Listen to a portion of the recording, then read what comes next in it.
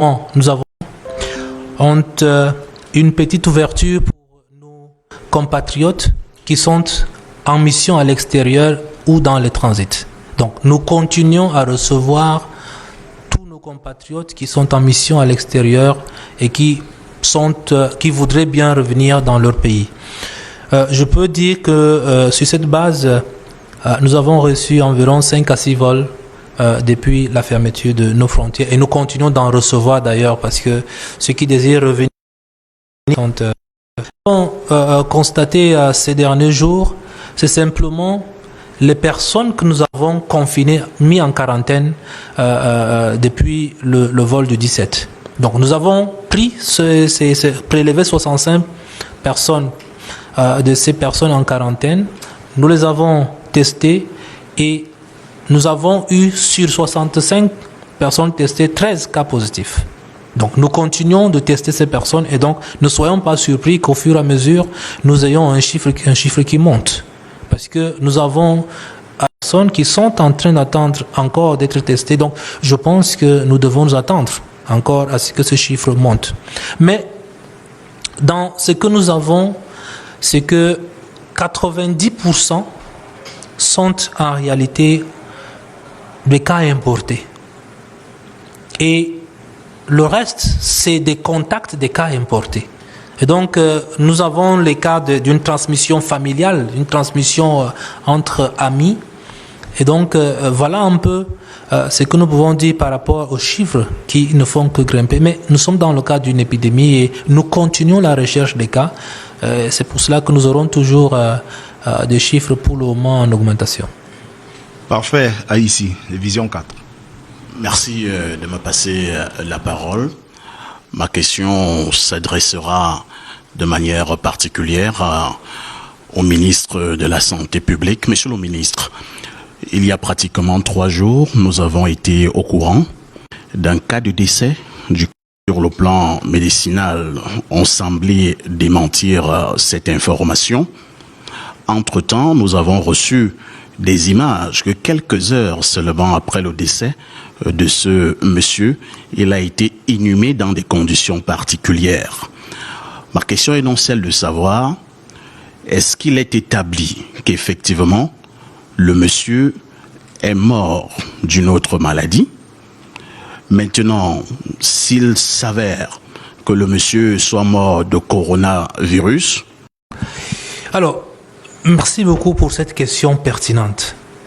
Ça me permet de faire le point effectivement sur cette rumeur qui devenait assez virale sur les réseaux sociaux.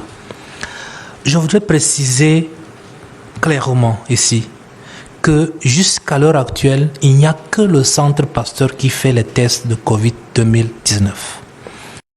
Nous tenons également à ce que le représentant résident de l'OMS soit là pour nous corriger au cas où nous ne sommes pas en train de dire des choses vraies. Et sur ce cas exactement, nous n'avons pas reçu d'échantillon de ce monsieur au Centre Pasteur. Et donc, on ne peut pas dire aujourd'hui de manière scientifique que ce monsieur est mort de coronavirus.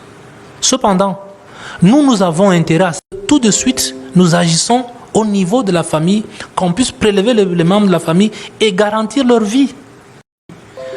Donc, nous sommes clairs que là-dessus, nous avons intérêt à ce que ce test soit fait si jamais il a été prélevé, mais pour le moment, ce monsieur n'est pas mort, n'est-ce pas, dans le cas du coronavirus. Et donc, nous avons donné des instructions, y compris à l'hôpital, rôle auprès de la famille pour que nous puissions faire le test au niveau de la famille. Merci, Monsieur le ministre. Je voudrais adresser 2 questions, Monsieur le ministre, avec votre permission. Une question clinique au ministre de la Santé, une question au relais politique au ministre de la Communication. Il y a un débat sur la chloroquine. Monsieur le ministre, nous avons vu votre note qui a circulé sur les réseaux sociaux. Vous indiquiez notamment que la chloroquine n'était pas indiquée pour la prévention. Et c'était davantage après ou sous les tropiques, en Afrique ou en Amérique du Sud, on leur prescrit de la quinine comme méthode de prévention au paludisme, sans craindre des effets secondaires cette fois-ci. Le professeur Raoult, qui est le premier à développer une molécule entre chloroquine et l'azithromycine, un antibiotique. Vous avez d'ailleurs indiqué qu'on a soigné 2 malades camerounais avec cette molécule. Qu'est-ce qui se passe, monsieur le ministre? Est-ce qu'il s'agit davantage de politique que de science? Comment vous admettez publiquement qu'on a traité 2 malades à partir de cette molécule, à partir de la molécule du professeur Raoult à Marseille, en France, mais vous n'admettez pas qu'il faut la diffuser au sein... Entendons-nous très bien. La chloroquine a un avantage certain dans le traitement du coronavirus. Un avantage certain. Parce que jusqu'à présent, dans le protocole que nous avons, c'est bâti autour de la chloroquine. Et dans le communiqué que nous avons rendu public, nous avons dit que la chloroquine, à ce moment, sera à usage hospitalier. Pourquoi nous... qu'ils ont surdosé la chloroquine dans le sens de se prévenir contre le coronavirus. Mais 2 fois, certains meurent de surdosage parce que ça cause des problèmes respiratoires. Il y a des arrêts cardiaques. Donc, nous avons le devoir de protéger les Camerounais. Nous avons le devoir d'assurer la sécurité des cas de santé des Camerounais. Imaginez-vous un seul instant, vous voulez fuir ou vous prévenir contre le coronavirus, mais vous mourrez d'un arrêt cardiaque. En sachant que même si vous ne souhaiterez pas, parce que je voudrais laisser ce débat aux scientifiques sur toutes les sorties du professeur Raoult. Mais il y en a qui le connaissent. Et il y en a qui peuvent en dire long sur tout ce qu'il a dit. Nous ne devons, nous qui sommes profanes certainement de ces choses-là, nous ne devons pas prendre à la lettre ces déclarations-là. Parce que le cas du professeur Raoult. Donc je pense qu'il faut nous en tenir à l'avis des scientifiques et dans ce cas-là, à l'avis des cliniciens qui ont fait un protocole dans le cadre du Cameroun. Nous avons un protocole de traitement du coronavirus. Et ce protocole sera soumis bientôt, n'est-ce pas, dans les jours qui suivent, au conseil scientifique qui a été mis en place. Parce que je voudrais d'ailleurs préciser sur ce point de la science. Nous mettrons en place un conseil scientifique qui, à chaque fois, lorsque nous avons une question, dans ces 3 ou 4 recherches, il y a la recherche opérationnelle. Vous avez certainement vu l'appel à projet dans le cadre de la recherche opérationnelle qui sera conduite. Il y a la recherche clinique qui est conduite autour donc des impacts, n'est-ce pas, et des effets de ce coronavirus. Nous avons une recherche qui a été lancée par l'OMS, qui s'appelle, je crois, Covid Solidarity Try. Donc, je crois que le Cameroun est éligible à ce process aussi. Comment dirais-je, nous nous arrêtons simplement à l'avis des scientifiques et ne pas verser dans ce qui est dit sur les réseaux sociaux. Parce qu'on a vu aujourd'hui les Camerounais qui sont allés dans les pharmacies. Mais posez-vous la question, pourquoi nous avions d'abord retiré avant le coronavirus? Ce produit était retiré du protocole de traitement au Cameroun. Et c'est pour ça que vous ne trouverez pas ça n'importe où. Mais si nous prêtons le flanc à cela, il y aura maintenant des spéculateurs qui vont certainement fabriquer des choses qui ne sont plus aux normes, mais qui vont vous les vendre. Qui vont nous les vendre à des prix faramineux.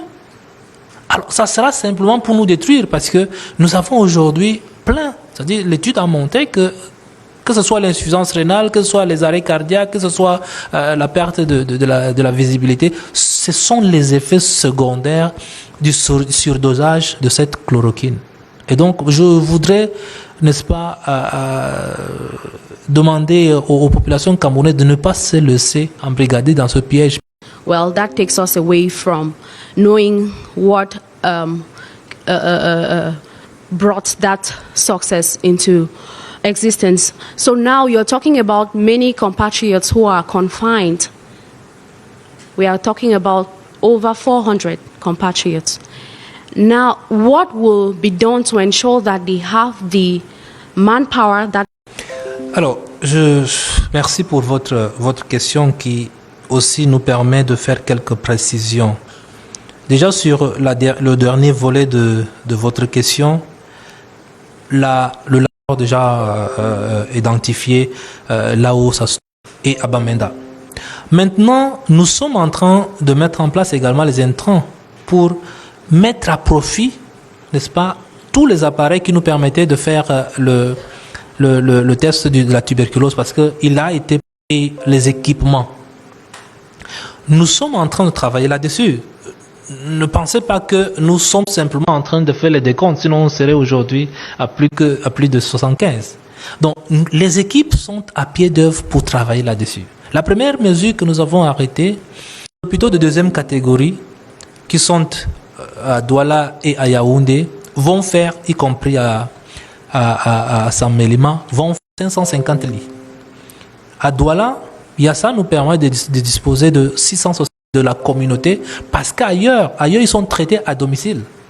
Ces cas mineurs. Comme vous n'avez pas de symptômes, il faut simplement une discipline et puis on vous suit à domicile. Au cas où il y a une complication, on signale et puis l'ambulance vient vous prendre.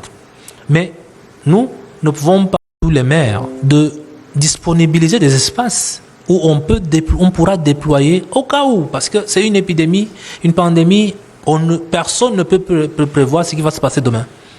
Parce que le travail est très bien avancé. Donc, en même temps que nous voulons contenir, nous voulons freiner la propagation de la maladie, nous voulons contenir à ces cas que nous avons, nous ne voulons pas que cette propagation rentre dans les communautés, parce que dès que ça va rentrer dans les communautés, on peut ne pas maîtriser Nous avons fait le point de ce que nous avons comme produit de prise en charge en termes de ce que nous avons dit tout à l'heure, des anti-inflammatoires ou d'autres choses. Mais toujours est-il que nous passons des commandes pour nous prémunir contre toute pénurie, n'est-ce pas? Parce que les Camerounais ont tout acheté en ce qui concerne la chloroquine. Donc il nous faut maintenant de faire sur tous les plans, de toutes les manières. Parfait. Si, de me repasser à nouveau la parole, j'aurais une préoccupation à deux volets. Première préoccupation, je vais m'adresser au ministre de la Communication. Monsieur le ministre, j'ai vu la note qui invitait les hommes des médias ici, qui parlait de la mise en œuvre du plan gouvernemental de communication sur la prévention et la riposte contre la pandémie mondiale de coronavirus Covid-19. Je vous ai suivi tout à l'heure avec grand intérêt de communication. Excusez-moi, monsieur le ministre de la Communication, de vous poser notre préoccupation.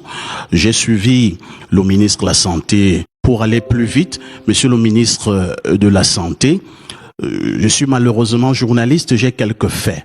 Au moment où vous parlez les noms de ces hautes personnalités, et le lendemain, nous avons vu les mêmes personnalités devant une assistance de plus de 150 personnes, sans que cela ne puisse émouvoir le ministre de la Santé publique que vous êtes. Au cas où cela était vrai, parce que vous pouvez également démentir, est-ce que ce n'est pas ce que l'on appelle laxisme gouvernemental?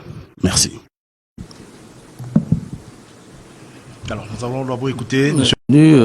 Dans cette même salle, le ministre de la Santé publique et moi-même, une conférence conjointe. Mais nous avions anticipé et nous avions tenu, le ministre de la Santé et moi-même, à déjà sensibiliser nos compatriotes au danger que nous courions si un certain nombre de précautions n'étaient prises. C'est pour vous dire que, en fait, nous n'avons pas attendu le 25 mars pour commencer à communiquer, commencer à sensibiliser. Le ministre de la Communication, de la Santé et moi-même, comme je l'ai dit, que sont la CRTV, qui est un canal par lequel nous portons nos messages pour les prévenir du danger, pour que les populations puissent commencer à revoir des habitudes qui, en tout cas, respecter un certain nombre de règles de fait. Quand on regarde ce qui se passe dans certains pays aujourd'hui, des pays très avancés, l'Italie, la France et bien d'autres pays, on voit bien conçu maintenant de façon plus formelle un plan de communication. Un plan de communication qui identifie les différents canaux par lesquels nous entendons faire en sorte que, pour amener nos compatriotes à changer de comportement. Dans ce cadre qui est un cadre où la promiscuité est véritablement une réalité. Donc c'est autant de de choses qui commandaient que nous puissions nous asseoir, même mes collaborateurs, le ministère, les ministères des enseignements, etc., qui sont autant de ministères concernés par la campagne que nous menons pour faire face au coronavirus. On ne peut pas nous limiter aux médias publics, aux canaux publics.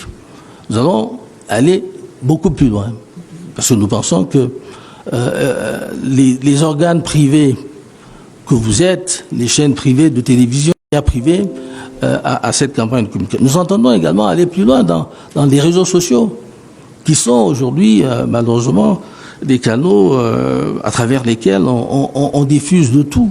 On diffuse des choses qui ont sans doute un substrat de vérité, mais beaucoup d'autres qui sont ce qu'on appelle aujourd'hui des infox, qui sont des contre-vérités. Et donc nous devons également avoir une stratégie qui nous permette de faire passer des messages à travers ces canaux, ces pouvoirs également relayer auprès de nos populations dans les régions, les départements, les arrondissements, tous les messages aujourd'hui que, au fond, nous essayons de faire passer, mais qui touchent davantage les populations des grandes villes que sont Yaoundé, Douala et Bafoussam.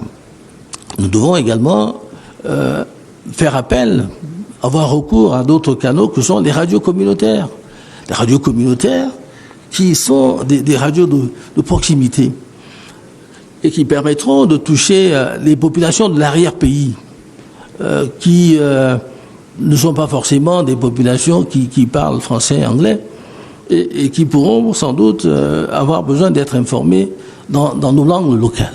Donc les radios communautaires que nous avons sur l'ensemble du territoire, dans les régions, d'abord prend en compte les actions des différents ministères qui sont concernés dans cette bataille que nous menons pour contenir la progression du virus, mais aussi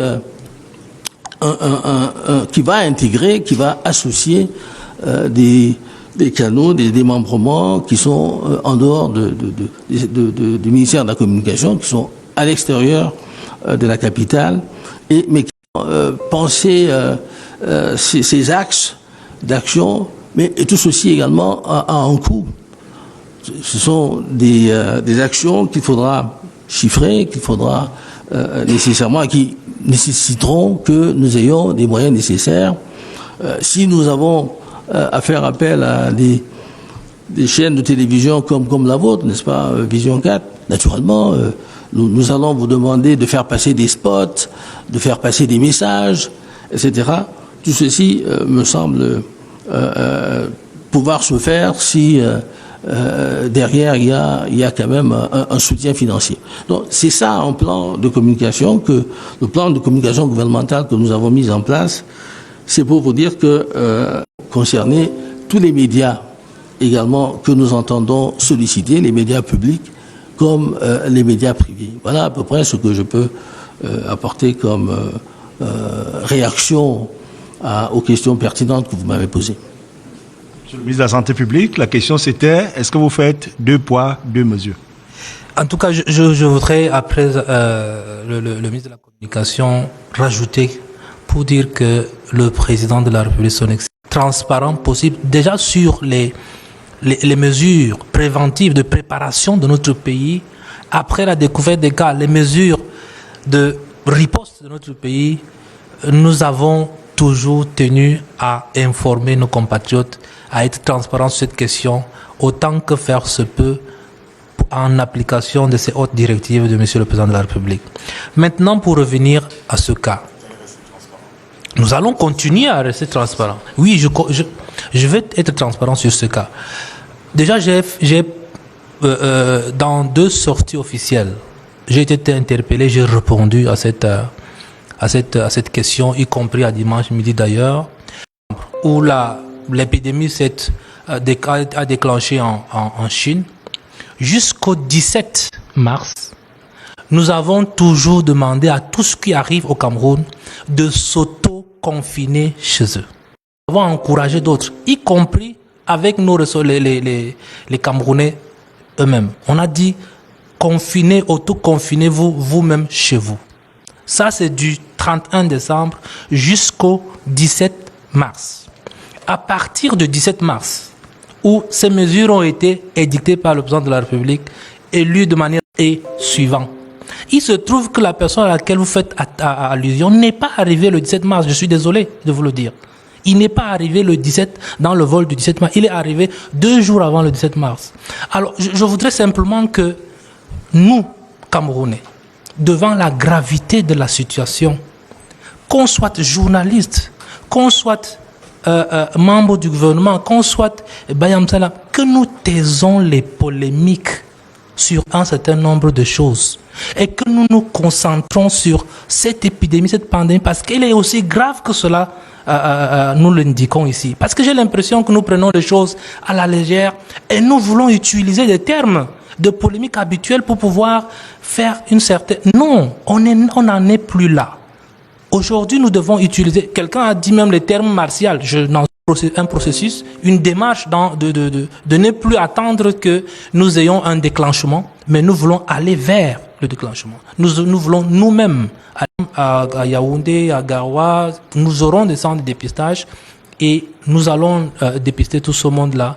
Comme ça nous permet d'être proactifs sur la maladie. Mais je le répète encore, véritablement, cette question de Covid-2019 appelle à une union sacrée autour de tous nos professionnels de médias et de toutes les institutions. Eux-mêmes, ils sont dépassés aujourd'hui par la situation, mais ils avaient déjà un système de santé robuste.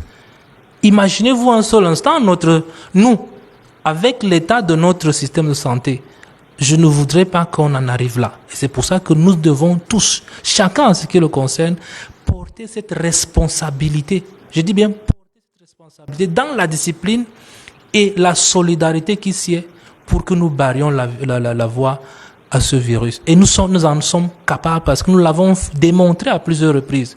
Et les Camerounais, s'ils font ce sursaut de conscience, nous pouvons barrer la voie à ce précisément de Canal 2 International. Monsieur le ministre, parlons de confinement. La tendance est au confinement total. Le Cameroun, vous l'avez indiqué dans un de vos tweets, n'est pas encore inscrit dans cette démarche-là, mais nous avons des pays africains qui ont au moins prescrit les couvre-feux le soir. Je pense à la Côte d'Ivoire, au Sénégal, et à l'Afrique du Sud qui a même annoncé un confinement total. Pourquoi le Cameroun exclut la possibilité, pour le moment, d'après ce que vous avez indiqué il y a quelques jours, le confinement total? Est-ce que c'est pour des raisons, et là je m'adresse au ministre de la Communication, est-ce que c'est pour des raisons économiques? Sinon, pourquoi on reste sourd à cet appel d'une partie de l'opinion qui estime qu'on peut détaxer quelques prestations sociales et permettre aux Camerounais de rester confinés? Je pense à l'électricité, à l'accès à l'eau potable, au transport. On pourrait régler ces factures si l'État passait les charges d'électricité et d'eau par pertes et profits. Ça n'encouragerait pas les Camerounais à accepter l'idée d'un confinement total. Est-ce que l'État, à son tour, ne peut pas supporter, comme en 2008, les taxes sur des produits de consommation de masse? Le ministre de la Santé vient du ministère du Commerce. Là-bas, ils ont bien implémenté cela. On pourrait détaxer le riz, la sardine, peut-être de l'huile de table, ce qui pousserait les Camerounais à accepter, sans qu'on ait le fouet derrière eux, à rester confinés chez eux totalement. Du riz. Mais pensez aux Camerounais qui n'ont pas accès à cela. Nous ne faisons pas un confinement pour le centre urbain. Nous sommes dans un pays.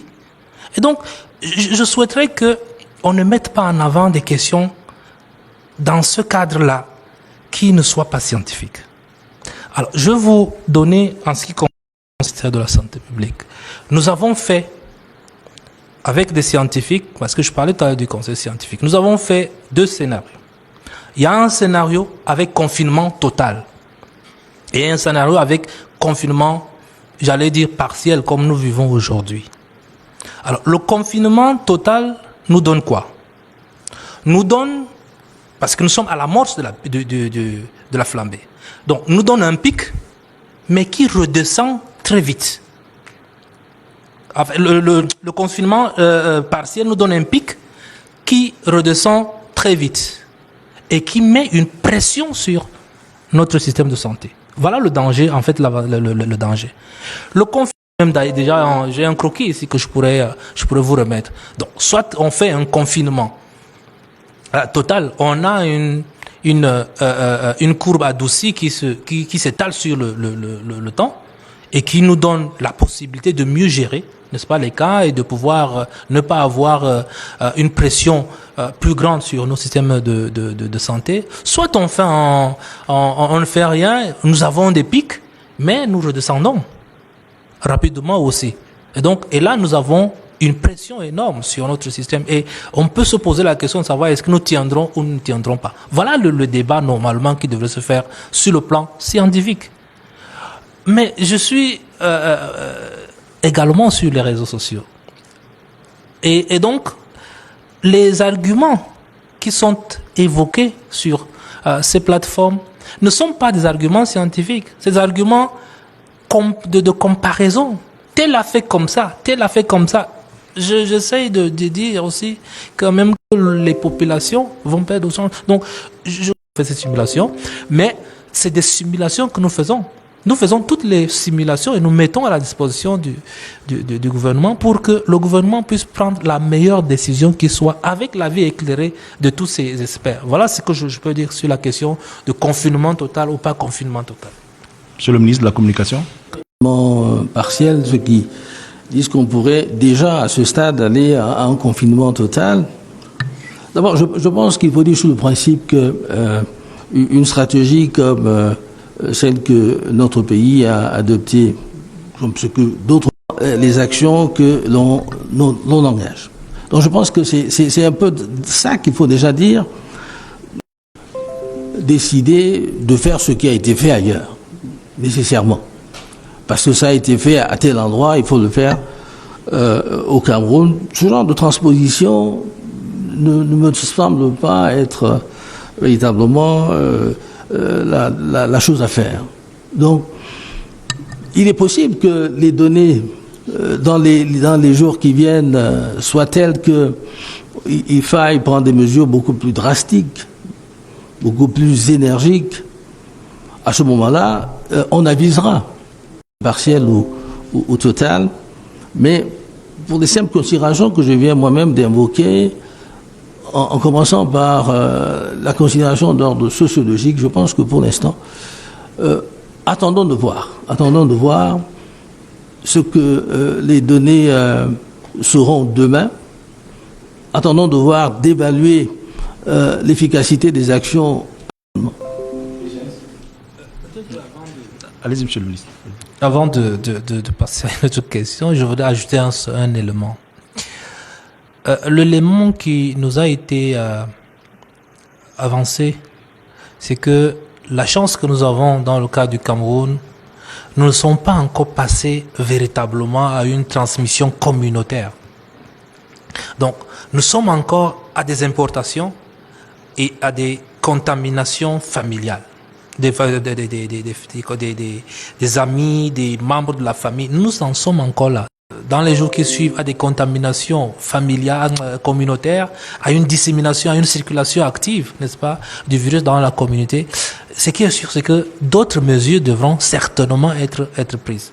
Parce qu'on ne pourra rien faire pour contenir si jamais nous ne prenons pas un certain nombre de mesures drastiques.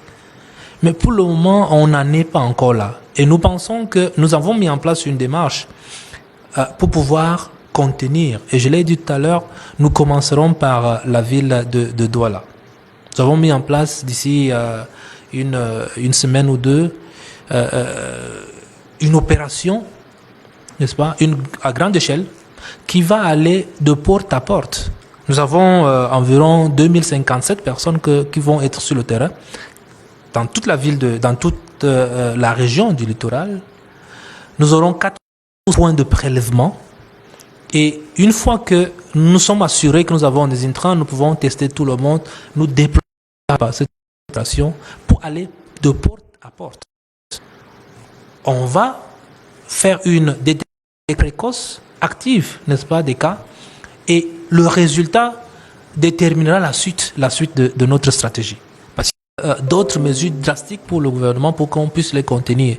Maintenant, si les résultats s'avèrent effectivement que nous sommes encore dans le cas d'une transmission, juste d'une transmission de contact, de familial, à ce moment-là, nous pensons que on peut, n'est-ce pas, continuer à encadrer, qu'on continue à freiner, mais toujours mettre l'accent sur les mesures d'hygiène usuelle. Parce qu'il faudra se dire, la clé, n'est-ce pas, de la lutte contre le coronavirus, c'est cela.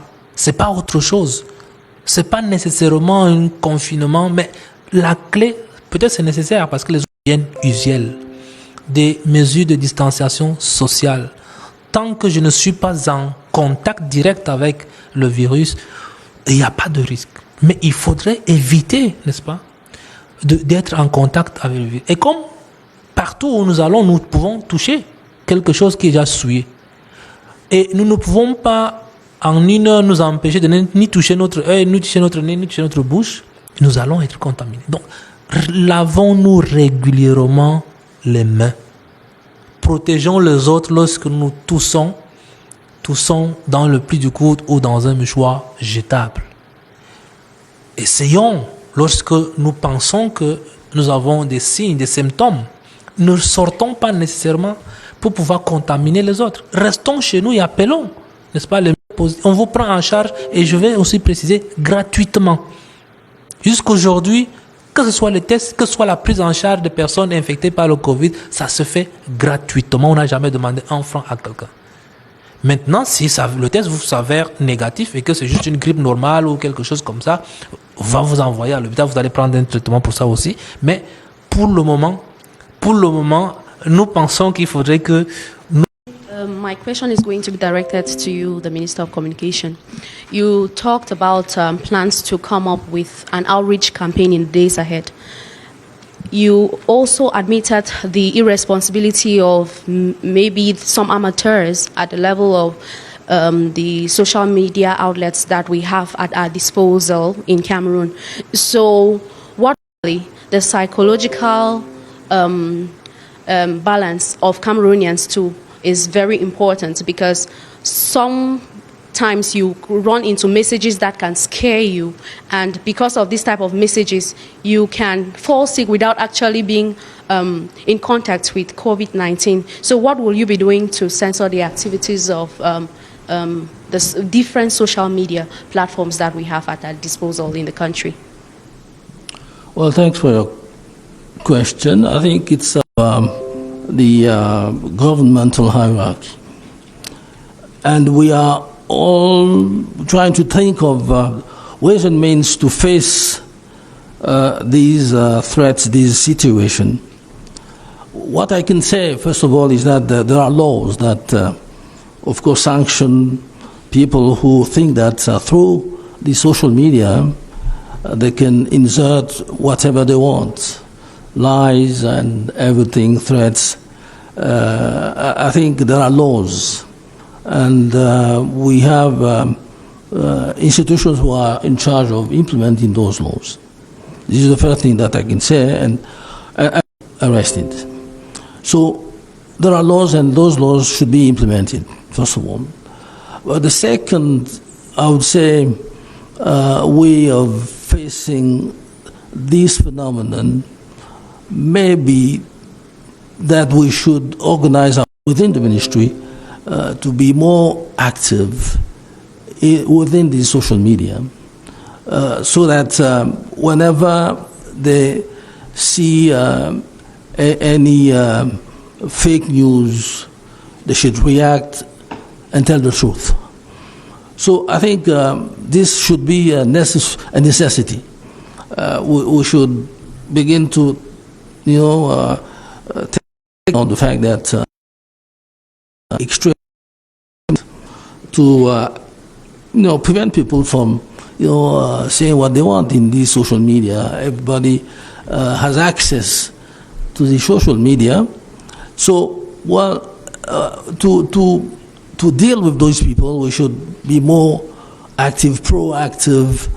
That is, give very, very big problem. It's a permanent problem, preoccupation, concern, and I'm sure in the days to come, because we are every day asserting the gravity of the bad use, misuse of social media, I'm sure we will certainly think of more drastic measures to dissuade all these people who think that social media.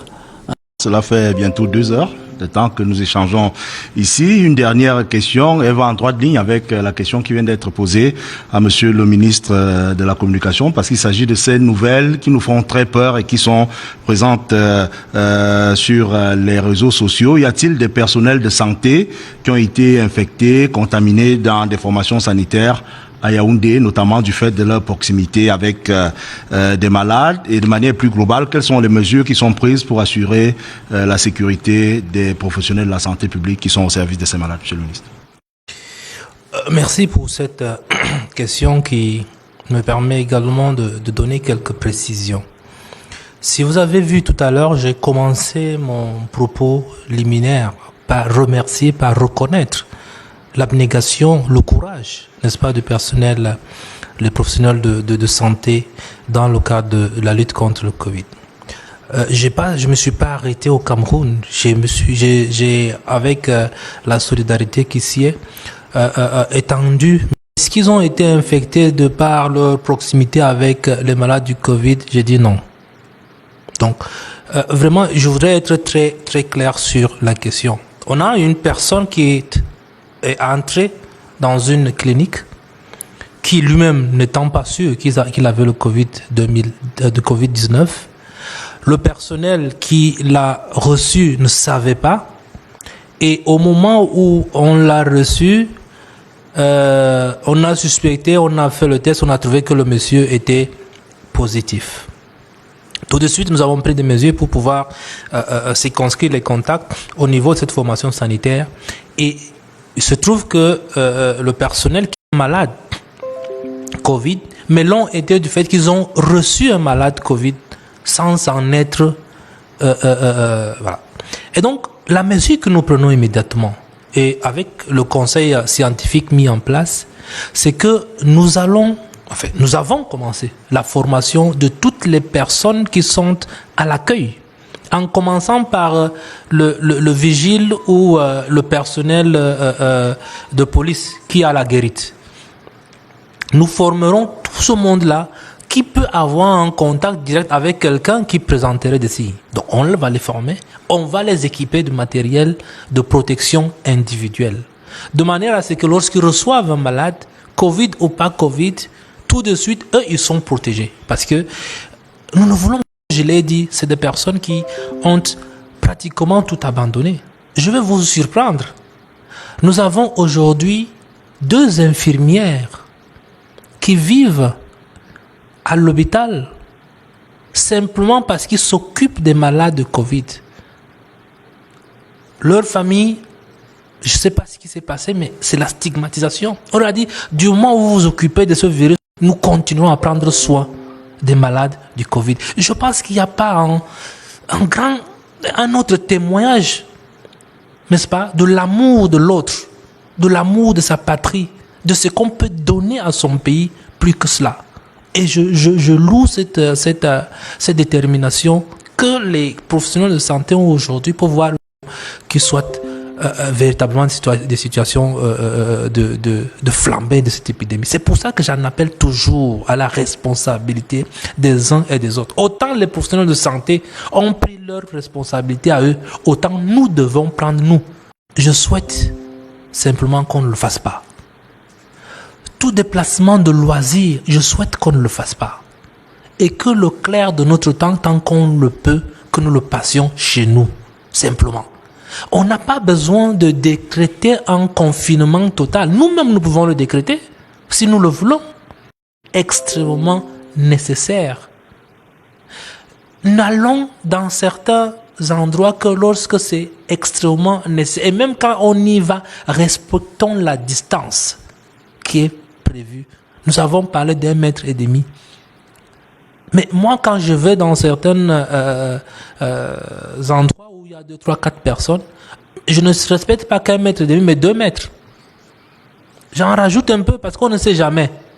On peut avoir très mal calculé et tout. Donc moi, je mets 2 mètres. Je pense que c'est cette prudence que nous devrons observer. Mais aujourd'hui, nous voyons encore 2 Camerounais, 3 Camerounais sur une même moto. Nous voyons encore dans un taxi 5-6 personnes. 4 en arrière, 5 en arrière, 2 devant, plus le chauffeur, nous sommes 3. Je pense que ça, c'est de l'inconscience.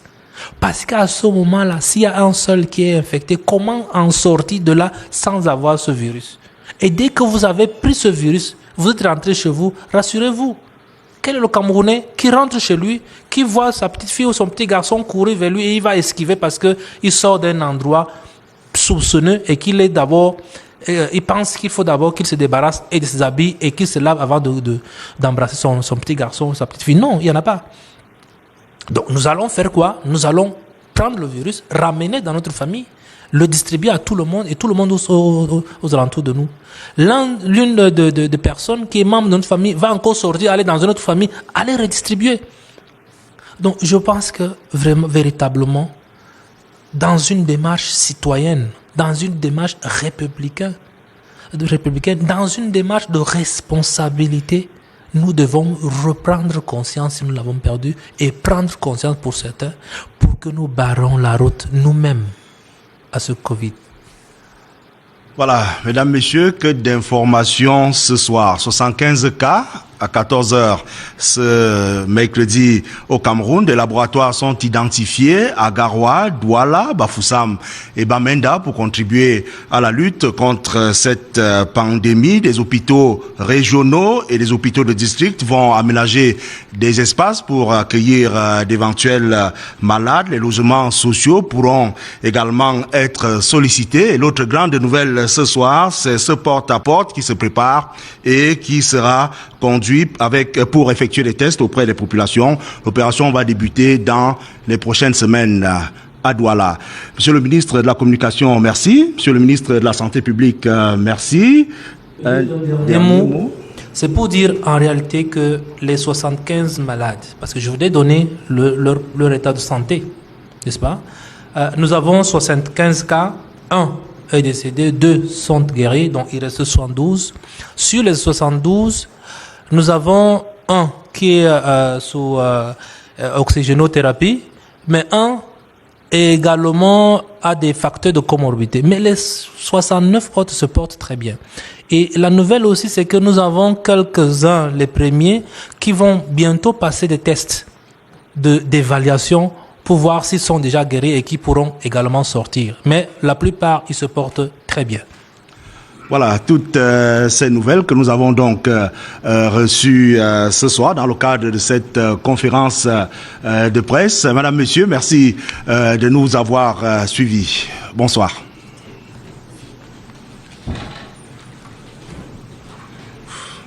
C'est bon.